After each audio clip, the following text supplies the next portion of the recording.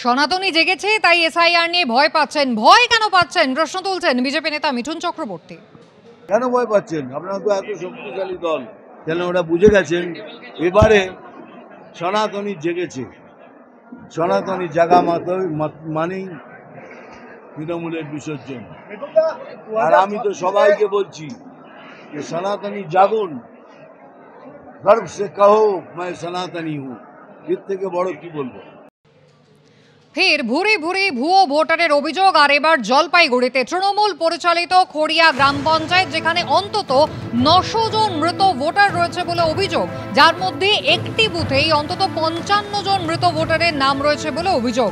মৃত ভোটারের পরিবারের অভিযোগ, এর নেপথ্যে রয়েছে শাসক দলের রাজনৈতিক অভিসন্ধি।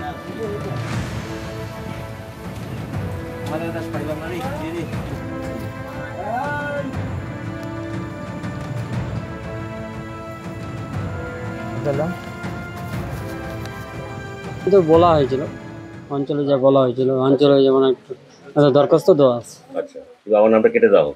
কিন্তু রেশন কার্ডটা বাদ দিয়ে দিয়েছে। রেশন কার্ড বাদ দিয়ে কিন্তু নাম কাটেনি। নাম কাটে কি চাচ্ছেন আপনারা এখন নামটা? তাহলে রেশন কার্ডে নিচে ভোটার লিস্টে নামটা বাদ দেওয়া হোক, যেহেতু নেই সম্ভাবনা বেশি আছে।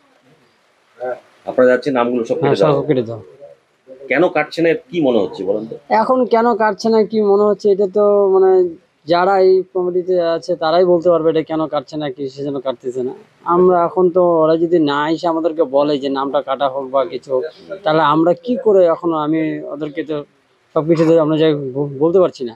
আর ওনারা তো জানে যে বাবা তো নেই। কিন্তু আমরা সারা বছরেই থাকি সিপিএম পার্টির পক্ষ থেকে। এখানে আমরা ভোটার লিস্ট আমরা কর্মীরা আমরা কাজ করি, কিন্তু আমরা যা দেখতে পাচ্ছি যে ভোটার লিস্টে মৃত ভোটার অনেক রয়েছে, কিন্তু নির্বাচন কমিশনের পক্ষ থেকে কোনো কাজ করা হচ্ছে না। কমসে কম 3 বছর, কারো 2 বছর এরকম মারা গেছে। এই নামগুলো থাকাতে আপনারা আশঙ্কা কি করছেন? এই ভুয়ো নামগুলো যে রয়েছে, নামগুলো থাকলে পরে আমরা আশঙ্কা করছি যে এদের নামে ভোট পড়ে যেতে পারে। আচ্ছা, এই আশঙ্কা করছেন আপনারা? এই আশঙ্কা আমরা করছি। জেলার পর জেলায় শয়ে শয়ে ভুয়ো ভোটারের অভিযোগ মিলছে, আর এবার জলপাইগুড়ি, যেখানে তৃণমূল পরিচালিত একটি গ্রাম পঞ্চায়েত, সেখানে অন্তত 900 জন মৃত ভোটার রয়েছে এমনটাই অভিযোগ। আর এই নিয়ে শুরু হয়েছে তৃণমূল বিজেপি ছাপানোতর। বিজেপি বিধায়ক শঙ্কর ঘোষ তিনি অভিযোগ করছেন এই ভুয়ো ভোটাররাই হচ্ছে তৃণমূল কংগ্রেসের জয়ের ভিত্তি। অন্যদিকে পাল্টা খোঁচা দিচ্ছে তৃণমূল কংগ্রেস, বলছে জলপাইগুড়ির বিজেপি সাংসদ তিনি কি মৃত ভোটারের ভোটেই জয়ী হয়েছেন।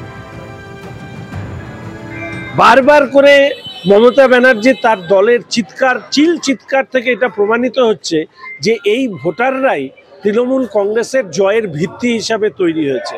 ফলে স্বাভাবিকভাবে এসআইআর একটি স্বাভাবিক প্রক্রিয়া, তার বিরুদ্ধে মমতা ব্যানার্জি তার দলের এই চিৎকার প্রমাণ করে যে অনুপ্রবেশকারী মৃত ডুপ্লিকেট ফেক ভোটাররাই তৃণমূলের জয়ের ভিত তৈরি করেছিল।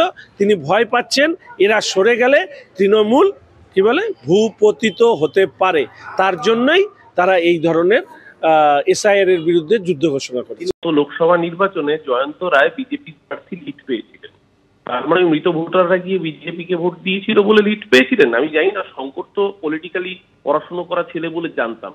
শঙ্করদের সমস্যা হচ্ছে গতকালকে গোটা ভারতবর্ষের সামনে বেআপ্রুভ হয়ে গেছে নির্বাচন কমিশন। বিহারে যে মানুষদের নাম বাদ দিয়েছিল মৃত বলে, নির্বাচন কমিশন জানিয়েছিল এরা মৃত ভোটার।